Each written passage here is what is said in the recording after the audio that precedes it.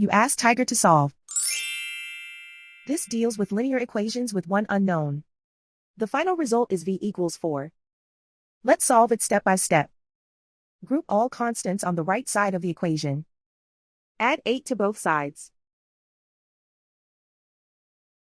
Simplify the arithmetic.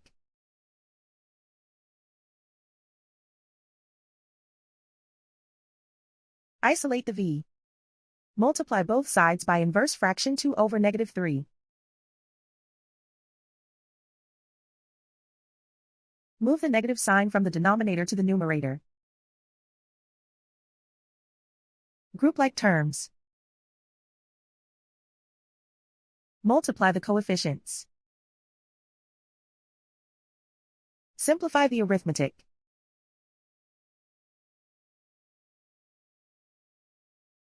Move the negative sign from the denominator to the numerator.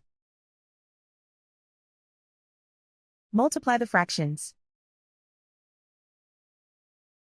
Simplify the arithmetic. And so the final result is v equals 4.